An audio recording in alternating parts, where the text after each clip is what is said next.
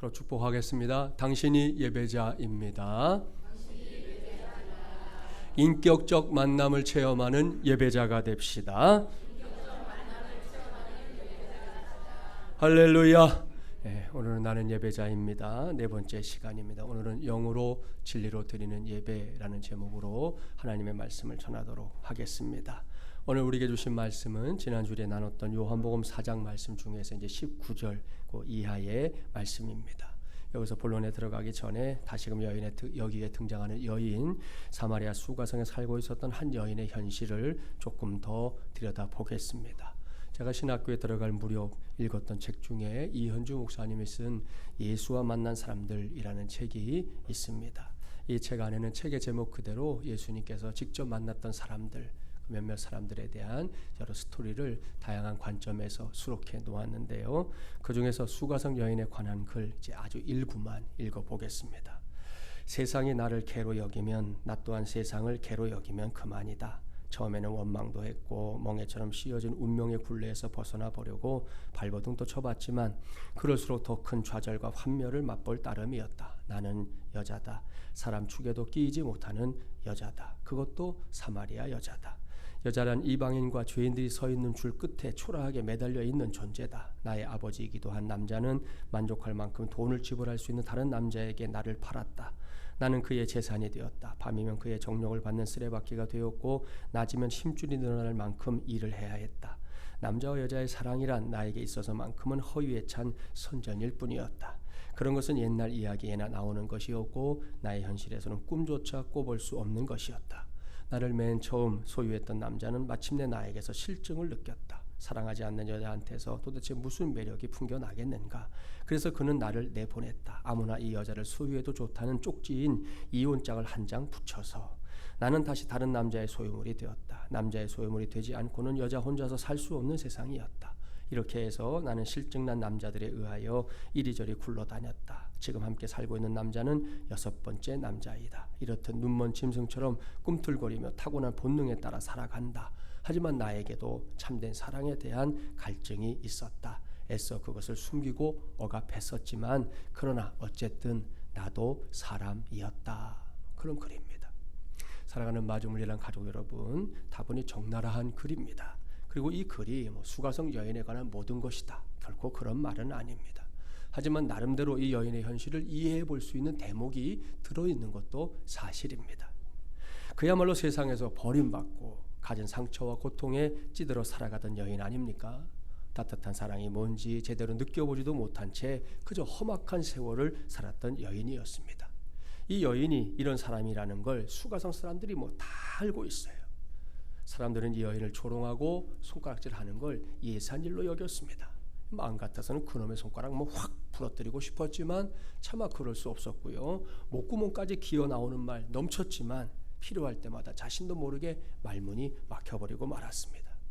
사람이 이렇게 살다 보면 어찌 되는지 아시죠? 그냥 손을 놓아버리는 겁니다. 소망이니 희망이니 이런 단어 자체를 상실해 버리는 거지요.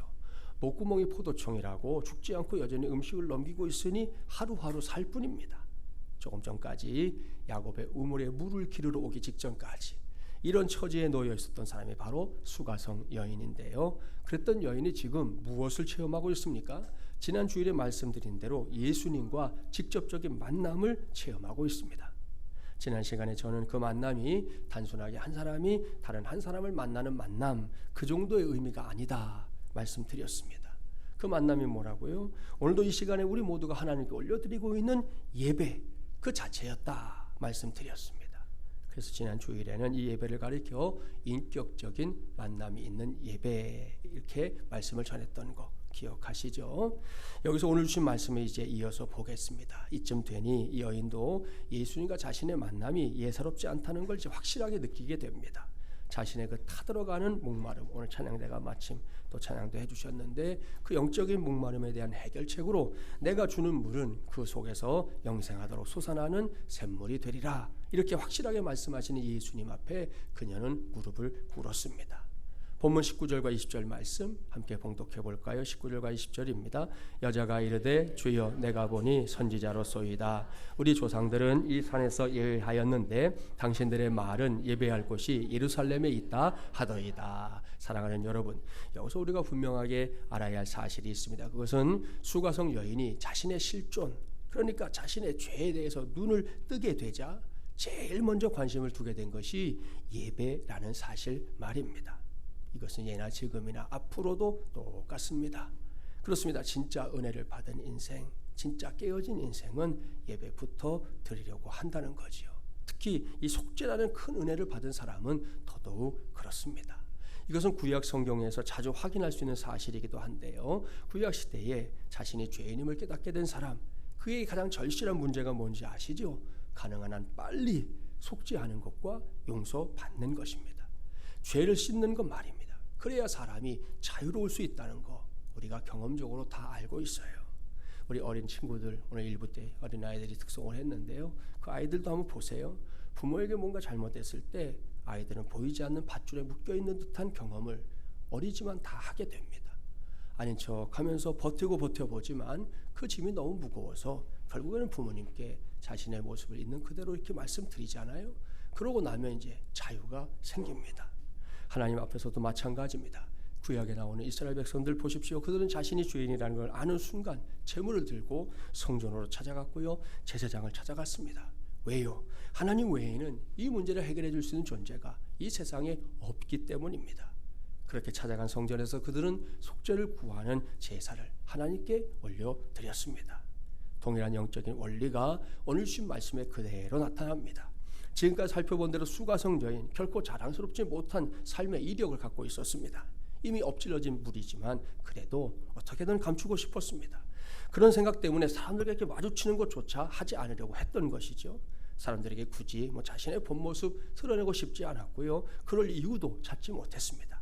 하지만 그렇게 꽁꽁 감춰둔 여인의 치부를 예수님은 이미 다 알고 있었습니다. 속속들이 남김없이. 더는 할 말이 없게 된 수가성 여인, 그 모습 그대로, 있는 모습 그대로 예배의 자리를 찾고 있는 것입니다. 물론 당시에 그녀가 갖고 있었던 예배에 관한 생각에는 이 편견이 엿보입니다. 그것은 이제 장소에 대한 편견인데요. 유대 사람들은 예루살렘에서 드리는 예배가, 사마리아 사람들은 그리심산에서 드리는 예배가 진짜다. 이렇게 서로 다른 생각을 갖고 있었기 때문에 크게 충돌하고 있었습니다.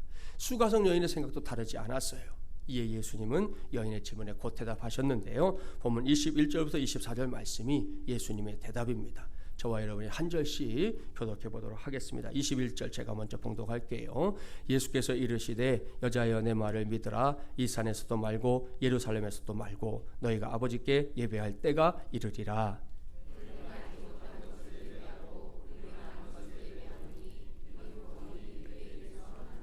아버지께 참되게 예배하는 자들은 영과 진리로 예배할 때가 오나니 곧 이때라. 아버지께서는 자기에게 이렇게 예배하는 자들을 찾으시느니라.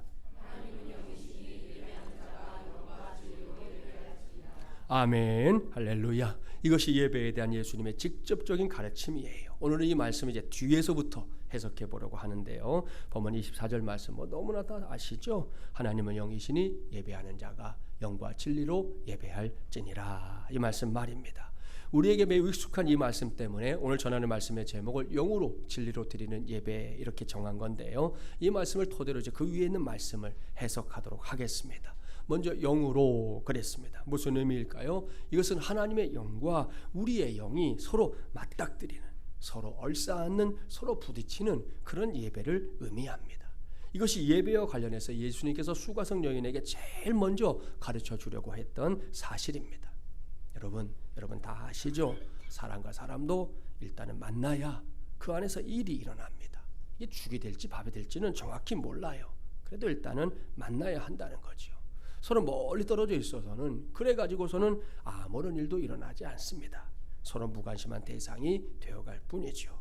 그래서 젊은이들 하는 말 중에 이 장거리 연애가 어렵다 이런 말 있잖아요. 옳습니다. 장거리 연애는 딱 둘 중에 하나라는 거예요. 빨리 결혼하든지 빨리 헤어지든지 그거밖에 없다는 거예요. 이것은 하나님과 우리 사이에서도 동일하게 일어나는 사건입니다.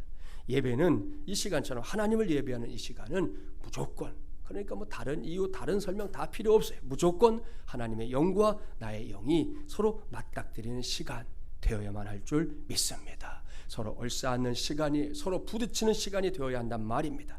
그렇습니다. 저는 이 시간이 하나님과 하나님과 여러분 사이에서 그렇게 서로에게 매우 각별한 관계가 확인되는 그런 시간이 되기를 주님의 이름으로 축복합니다. 그러려면 결코 맨송맨송하게 앉아있으면 안 됩니다. 기도가 됐든 찬양이 됐든 말씀이 됐든 간에 하나하나에 제발 집중하십시오. 상투적으로 습관적으로 도살장에 끌려온 양의 심정으로 결코 그렇게 앉아있지 마십시오. 예배 시간만큼은 다른 건 다 놔두고 하나님께만 초점을 맞추십시오. 영적인 눈을 크게 뜨고 하나님께 몰입하자는 거예요. 그러면 나의 영이, 우리의 영이 하나님의 영을 만나는 놀라운 은혜가 바로 이 자리에서 일어나게 될 줄 믿습니다. 그 믿음으로 신신당부합니다. 2020년 2월의 첫 번째 주일 이 아침에 하나님을 만나는 체험을 하지 않고는 이 자리를 떠나지 않겠다 마음먹는 우리 모두가 되기를 간절히 바랍니다. 그 바람을 전제로 본문지 21절 말씀을 볼까요? 앞서 유대인들은 예루살렘에서 예배해야 한다 이렇게 주장한다고 그랬고요. 사마리아인들은 그리심산에서 예배해야 한다 이렇게 주장한다 그랬지요. 이에 대한 예수님의 대답을 보겠습니다. 예수님은 이 산에서도 말고 예루살렘에서도 말고 이렇게 말씀하십니다. 이것은 더 이상 장소에 구애받지 않는 예배의 시대가 열린다 그런 말씀이에요. 옳습니다. 영이신 하나님과 죄인인 내가 맞닥뜨리는 예배는 그곳이 어디든 장소를 초월한 예배가 될 줄 믿습니다. 왠지 아시죠? 예배 자체가 천상에 속하는 일이기 때문입니다. 그럼에도 불구하고 우리가 여전히 여러 모양으로 나약하기 때문에 제대로 된 예배드리기를 훈련하고 보다 성령 충만한 예배자들을 세우기 위해서 이렇게 내가 속한, 내가 적을 둔 예배당이 존재하는 것뿐입니다. 따라서 이러한 예배 생활을 토대로 하고 있는 우리가 이 세상에서 예배하지 못할 장소란 더 이상 없습니다. 경기도에 가면 화성이라는 지역 아시죠? 요즘은 신도시로 변화됐는데요. 이전에는 연쇄살인 사건 때문에 오랫동안 우리 사회에서 사람들이 고개를 절레절레 했던 지역이고 최근에 또 진범이 나타나는 바람에 우리 사회가 시끌시끌했어요. 그곳에 있는 한 교회를 여러분에게 소개하려고 합니다. 사진을 이제 보면 어떻습니까? 평범한 교회의 사진은 아닌 것 같죠? 뒤에 예배당처럼 보이는 게 하나 보이긴 하는데 앞에 보이는 건물이 좀 신경이 쓰여요. 아무리 봐도 교회는 아닌 것 같잖아요. 기와장 이렇게 얹어 있는데 그런데 또 그 앞에 십자가가 세워져 있으니까 또 교회인가? 뭐 이런 생각도 하게 되는데 이 사진에서 앞에 보이는 건물은 원래 약천사라는 절이었습니다. 그런데 운영이 잘 되지 않아서 경매에 나오게 됐고요. 이 절을 중국 선교사 출신인 이 김창룡 목사님이 입찰을 해서 낙찰을 받아냅니다. 그리고 그 후에 이제 절을 리모델링해서 교회로 사용하게 됐는데요.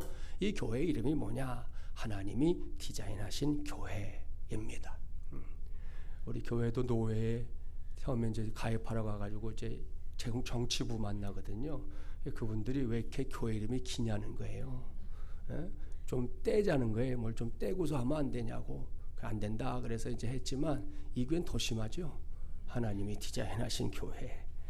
화성은 오래전부터 무속신앙이 깊이 자리 잡고 있는 지역으로 꼽힙니다. 사람들이 이 절이 경매에 넘어가니까 이 땅이 저주받았다 이렇게 생각했기 때문에 처음에는 약천사를 교회로 바꾸는 것에 대해서 주민들이 아주 거센 반발을 했어요.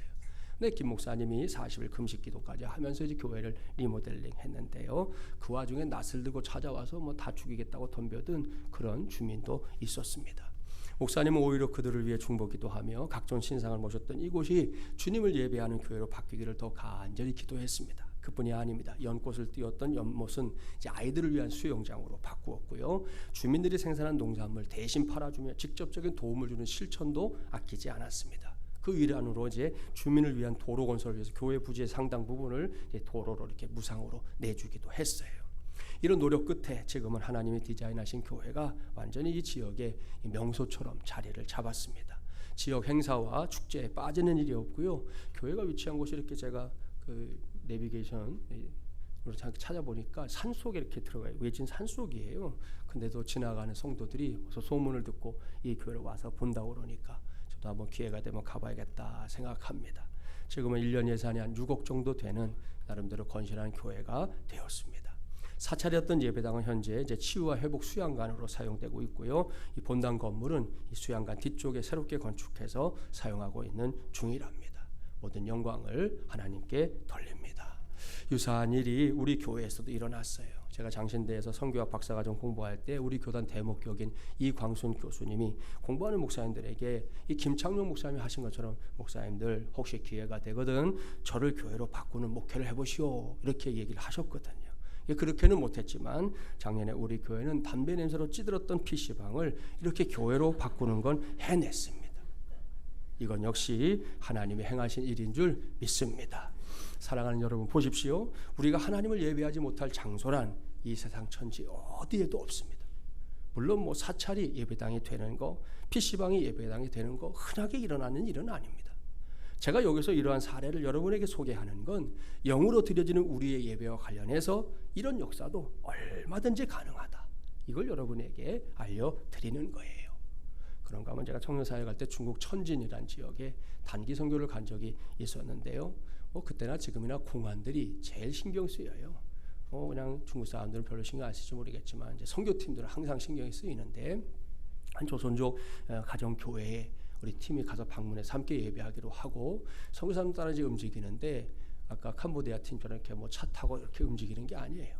일정한 거리가 좀 떨어진 곳에 다 내려가지고서는 인도자를 따라서 한 사람이 두세 명씩 이렇게 무슨 스파이 작전하는 것처럼 전혀 모르는 사람처럼 이렇게 해서 이제 마침내 그 집에 찾아가서 예배를 드렸습니다. 지금도 선명하게 기억나는데 아주 허름한 집이었어요. 들어가 보니까 홀 안쪽 앞에 이렇게 앉은 책상 위에 우리도 있지만 찬송가 반주기 하나 이렇게 딱 놓여 있었어요. 시간이 지나가니까 한 사람 두 사람 들어오더니 결국 그 방이 꽉 찼어요. 그때 함께 찬송을 부르는데 모두가 다 붕어 파트예요. 찬양되는 소리를 잘 냈잖아요. 우리는 찬송 부르는데 반주기의 음악은 나오는데 붕어 파트로 노래하는 거예요. 30분이 넘는 시간을 계속 그렇게 찬양하는데 찬양하다 말고 저도 우리 청년들도 통곡을 했습니다. 근데 통곡조차도 소리를 낼 수 없으니까 거의 울면서 그렇게 예배했던 그 예배 지금도 선명하게 기억나는 기억에 오래 남는 예배 중에 하나의 예배가 됐습니다. 사랑하는 마중을 예한 가족 여러분 이제는 영으로 예배한다. 뭔지 아시겠죠? 다시 말씀드립니다. 장소를 불문하고 하나님의 영과 나의 영이 만나는 것이에요. 오늘 이 자리 그런 자리인 줄 믿습니까? 할렐루야. 앞으로도 이 자리가 반드시 그런 자리가 될 수 있도록 예배하러 올 때마다 기도하라고 말씀드렸죠. 꼭 기도하고 예배를 섬기는 우리 모두가 되기를 주님의 이름으로 축복합니다. 다음은 진리로 그랬습니다. 무슨 말씀일까요? 하나님과 내가 하나님과 우리가 예배를 통해 만난다는 건 그것은 허상이 아니다. 그런 말씀입니다. 옳습니다. 이 만남은 꾸며진 게 아니에요. 요즘은 뭐 방송에 이렇게 세트장 만들어 놓고 막 뭘 하는 거 있죠. 그렇게 꾸며서 허위로 만드는 그런 게 아니라는 거예요. 신화 속의 이야기 아니고요. 꿈나라에 가는 경험 아닙니다. 나아가서 그저 그럴 것이라는 막연한 기대 그런 것도 아닙니다. 이것은 진짜입니다. 리얼이에요. 요즘은 애들이 레알 어제도 꼬마들이 그러더라고요. 레알이라는 거예요. 그렇습니다. 하나님과 내가 하나님과 우리가 만나는 척하는 게 아닙니다. 진짜로 만나는 거예요. 확실하게 만나는 거예요. 그 만남이 실제 상황이라는 말씀입니다. 그래서 우리가 예배하는 현장에서는 항상 진리가 확증된다. 바로 이것입니다. 제가 작년 봄이었던 것 같아요. 주일 칼럼에 소개했던 한 성도가 있는데요. 지난 2017년 12월에 우리 교회에 등록한 사람입니다. 그 후로 지금까지 아주 열심히 신앙생활을 하고 있는 중입니다. 한 가지 안타까운 건 남편 되는 분이 아직은 신앙생활에 전혀 관심이 없다는 거예요. 그런 와중에서도 주일 성수에 힘쓰고 또 목장교회에 참여하는 것을 비롯해서 교회에 이런저런 관심을 갖고 열심히 달리고 있는 중입니다. 그런데 작년 이제 우리가 17차니까요. 16차 특세 때 놀라운 일이 일어났습니다.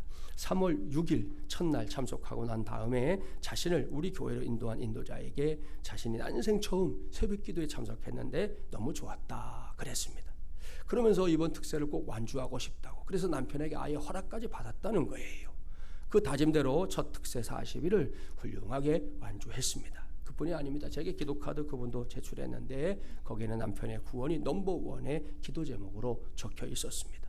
하나님께 하나님께서 때가 되어 꼭 응답하실 줄 믿습니다. 여러분, 그렇다면 이 성도 왜 이렇게까지 하고 있는 걸까요? 그 성도가 특세에 참여하고 나서 너무 좋았다 그런 거는 도대체 뭘 좋았다고 하는 거냐는 거예요. 그 좋음에 해당되는 거 생각해보면 여러 가지 있어요. 하루를 해가 중천에 뜬 시간에 그렇게 시작하는 것이 아니라 새벽부터 시작하는 상쾌함. 제가 개인적으로 새벽을 좋아하는 이유는 거기에 있어요. 새벽이 참 그런 점에서 좋은 시간이에요. 좋은 이유죠. 새벽에 이곳에 와서 눈곱도 떨어지지 않은 얼굴로 서로 축복해 주는 거, 그것도 제법 괜찮아요. 이곳에 들어올 때 이른 아침부터 나를 막 반겨주는 사람들이 있다는 거 신바람 납니다. 목사의 설교 그럭저럭 들어줄만 하니까 그것도 괜찮아요. 이런 거 외에도 그 성도가 꽂고 있는 것들이 더 있겠지요. 그러나 그 이유가 무엇이든 특세가 좋은 최고의 이유, 으뜸은 다른 것이 아닙니다. 그것은 그 시간이 하나님을 만나는 시간이기 때문인 줄 믿습니다. 그런 시간을 통해 내가 믿는 하나님이 허상이 아니라 실제하는 전능자라는 걸 알았기 때문인 줄 믿습니다. 이것이 진리로 예배한다입니다. 오늘 동영상으로 보고했던 제7기 단기 선교 캄보디아 팀의 사역도 다르지 않았습니다. 16명의 팀원들이 자신의 주머니 털어가며 저 멀리 캄보디아까지 날아가서 선교 사역을 감당하는 과정에서 체험한 게 뭐냐? 여기서도 하나님, 저기서도 하나님을 만났다는 거지요. 전체 인구 1600만 명 중에 1.7%만이 예수님을 믿는 그런 땅에 세워진 그리고 황영선 집사님의 기도와 손으로 세워진 스노월 평화교회를 비롯해서 몇몇 교회들을 돌아보면서 하나님을 만날 수 있었습니다. 동영상에 등장하는 그 땅의 영혼들 보셨지요? 눈이 초롱초롱한 어린 친구들 비롯해서 남녀노소의 사람들을 만나는 과정에서 우리가 본 것은 하나님의 임재였습니다. 특별히 지난번에 제가 잠깐 소개했었던 할렐루야 아저씨, 오늘은 동영상으로 등장했는데요. 그런 사람을 불교 국가인 캄보디아에서 길거리에서 이렇게 만나서 서로가 반가워할 수 있었다는 것, 그것은 하나님의 은혜였습니다. 그런 마음으로 어린이 사역했고요. 그런 마음으로 공연 사역 감당했습니다. 마지막 날 나눔의 시간을 통해 모든 팀원들이 자신들이 받은 각자의 은혜를 고백했는데요. 그 안에는 하나님을 혹은 하나님의 은혜를 간증하는 고백들이 주를 이루었습니다. 오태근 선교사님의 고백도 다르지 않았다는 거 오늘 동영상을 통해 확인했지요. 이렇게 보면 단기팀의 사역도 진리로 예배하는 것이었다, 확실하게 말씀드릴 수 있습니다. 이것이 사실이기 때문에 제가 이 시간에 여러분을 축복하고 싶습니다. 2020년 2월 첫 번째 주일인 오늘 이 시간에 저도 여러분도 다른 건 몰라도 하나님을 만나고 돌아가야겠다 하는 그 신령한 욕심만큼은 최대치로, 최고치로 갖게 되기를 주님의 이름으로 축복합니다. 그 욕심이 차고 넘쳐서 저 하늘 보좌에까지 상달되는 우리 마주물이라는 가족들이 되기를 주님의 이름으로 간절히 축원합니다. 말씀을 마무리합니다. 수가성 여인, 그녀의 예배는 인격적 만남이 있는 예배였고요, 영으로 진리로 드리는 예배였습니다. 이것은 그녀가 대단한 신분을 가졌기 때문이 아니에요. 도리어 그녀는 스스로 죄인임을 알고 있었던 사람이었습니다. 그런데 그것이 하나님을 찾고 부르짖는 가장 큰 이유가 됐다는 것이죠. 여러분, 그러니 우리도 이것저것 따질 게 없습니다. 어차피 제 안에는, 여러분 안에는 하나님의 기준에 결코 도달하지 못하는 죄성이, 그 참담한 죄의 뿌리가 여전히 남아있습니다. 어제도 그제도 그 죄와의 싸움에서 처절하게 KO 패했어요. 이기신 분 있으면 너무 감사한 일이에요. 하나님을 아버지로, 예수님을 구세주로 확실하게 믿고 있는데도 내 안에 자리 잡고 있는 쓴 뿌리의 힘이 여전히 그렇게 막강하다는 말입니다. 아울러 연약함이 내 안에 꽉 들어차 있어요. 흐느적거릴 때가 얼마나 많은지, 허덕거리며 살 때가 얼마나 많은지, 주일마다 예배하지만 이 자리에서 당당하게 기도 한번 하는 게 얼마나 어려운지 몰라요. 게다가 악할 때도 많습니다. 생각하는 거, 말하는 거, 행동하는 거 정말이지 악해요. 제 자신부터 그렇고 우리 모두가 그래요. 그렇기 때문에 당장 우리 앞에서 누군가가 자격 시비를 한다면 하나님을 예배할 수 있다고 적격한 사람이라고 인정받을 사람, 우리 중에 세상 전체를 다 뒤져도 단 한 사람도 없습니다. 그러니 이거 이제 어떡합니까? 방법은 한 가지뿐입니다. 하나님의 긍휼만 바라보며 하나님께 예배합시다. 이것이 수가성 여인의 심정이었어요. 그래서 신신당부합니다. 뭘 해도 결코 자격이 없는 내 자신을 보느라 정신이 없어서, 그래서 아무것도 하지 못하는 그런 처지에 내 자신을 세워두지는 마세요. 거기에 서서 그 일이 해결된다면 세워놔야 되겠지만 세워놔도 해결이 안 된단 말입니다. 그러니 거기에 나를 세워두려고 애쓰지 마시고, 그럼에도 불구하고 나의 아들아, 나의 딸아, 이 시간에 우리를 이렇게 최고의 부르심으로 부르고 있는 하나님 앞에 나아가서 영으로 진리로 예배합시다. 그 예배를 통해 예배자인 저와 여러분 한 사람 한 사람이 하나님의 임재를, 그 명백한 임재를, 그 강력한 임재를 체험해야만 우리의 영혼이 살아서 살 수 있단 말입니다. 그러면 되는 거잖아요. 그러면 끝나는 거잖아요. 이를 명심하고 오늘 이후에 늘 영으로 예배하고 진리로 예배하는 저와 여러분이 되기를, 그래서 우리가 이 예배 안에서 꼭 승리하는 예배자들이 되기를 주님의 이름으로 간절히 축원합니다.